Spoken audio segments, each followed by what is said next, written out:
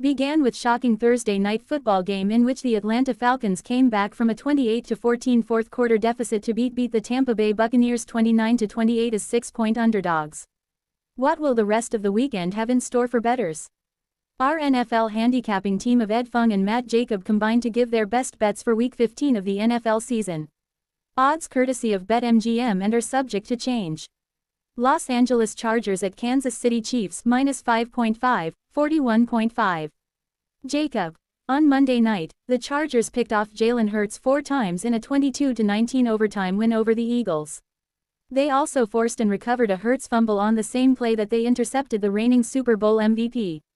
This week, the Bolts go up against a 2-time Super Bowl MVP in Patrick Mahomes, who threw just 1 fewer interception than Hurts in Week 14. The Chiefs quarterback completed 3 passes to the Houston Texans in a 20-10 loss.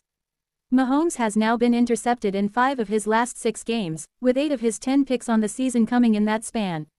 Like Houston, the Chargers have 15 interceptions on the season and trail only the Bears 18 in that category.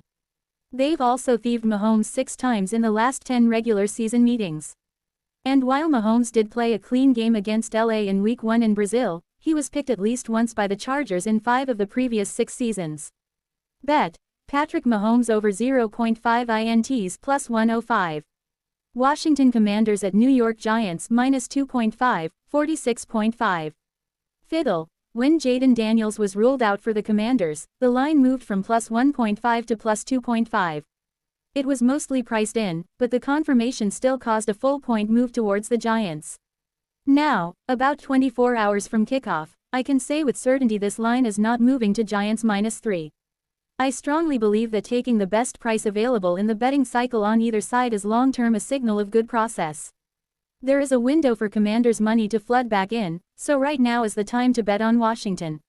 In multiple appearances with Daniels injured, backup QB Marcus Mariota has stepped up. He fits the same concept of a Cliff Kingsbury offense that relies on quick decisions, mobility, play action, and a high completion rate. Mariota is completing 65% of his passes, only has a 1.2% interception rate and has added over 250 yards rushing.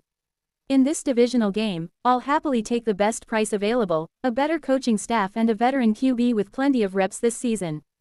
The angle for me is both the spread and the money line, the plus 2.5 -105 and the plus 115 outright win. I usually split up my bet so 2/3 of the exposure is on the spread, and 1/3 is on the money line. Bet. Commanders plus 2.5 -105 Commanders ML plus 115. New York Jets at Jacksonville Jaguars -13.5, 41.5. Jacob. Since the 2018 season kicked off, the Jaguars have been a double-digit favorite a grand total of 2 times. The Jaguars were a 10-point home favorite against both Cincinnati in Week 4 of 2023 and Tennessee in Week 3 of 2018. Results. Jacksonville fell 34-31 to the Bengals in overtime and 9-6 to the Titans. The last time the Jags laid as many 13.5 points as it is Sunday against the visiting New York Jets. You have to flip the calendar all the way back to Week 16 of 2007, when they clobbered the Raiders 49-11 as a 13.5-point favorite. I get it. The Jets are coming off an ugly 34-10 home loss to Miami, falling to 3-10. And they have virtually no chance of leaving Jacksonville with victory number 4, especially with Brady Cook starting at QB. All that being said, New York has played 6 games away from MetLife Stadium this year and hasn't once lost by more than 13 points. Finally, this is a major sandwich letdown spot for the Jaguars. They're coming off a blowout win over the Colts in a battle for first place in the AFC South and have road trips on deck at Denver Week 16 and Indianapolis Week 17. Play the ugly dog in this one. Bet. Jets plus 13.5 -110. Carolina Panthers -2.5, 40.5 at New Orleans Saints. Fung. With over 200 pass attempts, we are starting to get a feel for New Orleans rookie QB Tyler Shaw. In my adjusted numbers, Shaw is expected to have a 39.6% passing success rate, which isn't terrible for a rookie compared to the NFL average of 42.7%. In fact, Shaw has the same success rate as Bryce Young, 39.7%. The Carolina QB has had some fantastic games against Atlanta and San Francisco but has yet to show consistency on a play-by-play, game-by-game basis. The New Orleans pass defense's NFL average this season, probably a very pleasant surprise for a team rated dead last in the league this preseason. My best numbers make this game a pick 'em. Bet. New Orleans plus 2.5. Tennessee Titans at San Francisco 49ers minus 12.5, 44.5. Jacob. The Titans posted their second victory of the season in Week 14, holding on 31-29 at Cleveland.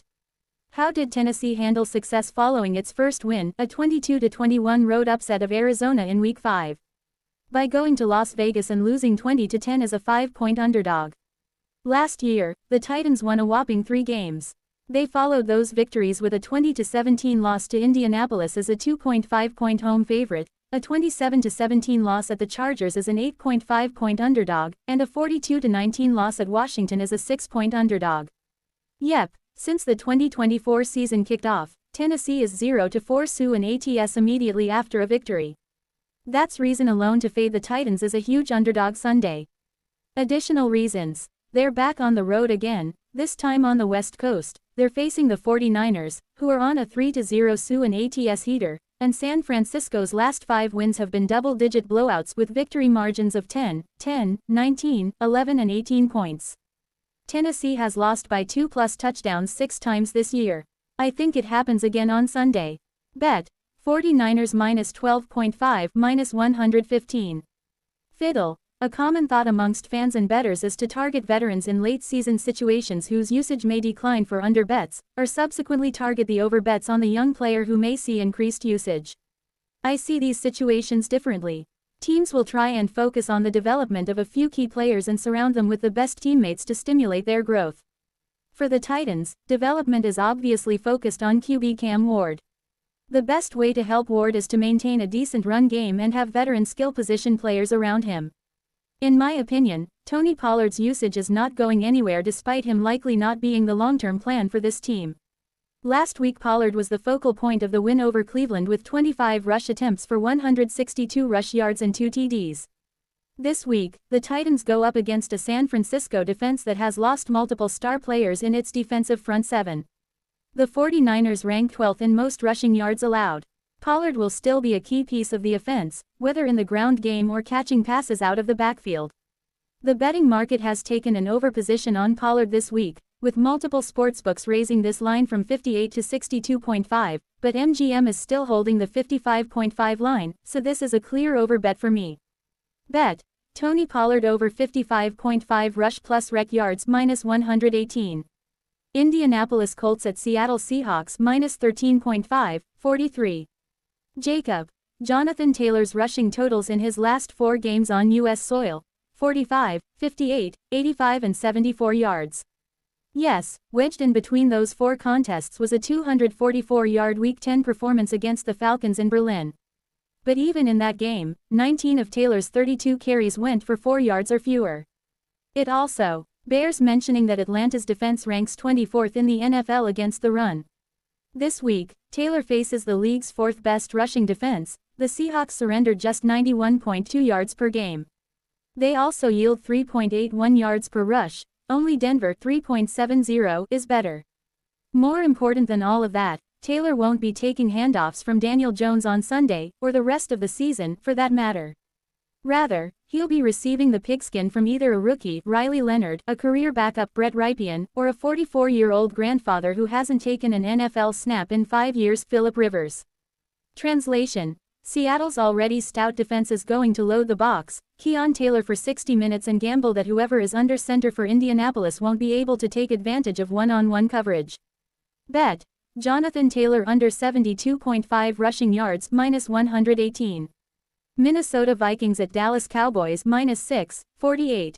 Fung. Dak Prescott has had an amazing season, and part of the reason is a 2.1% interception rate, better than the 2.2% NFL average. However, Prescott does put the football in dangerous situations a lot. I track this by bad ball rate, or the sum of interceptions and passes defended, plays in which the defense gets a hand on the football per attempt. Prescott has had a bad ball rate of 14.5% this season compared to the NFL average of 12.6%.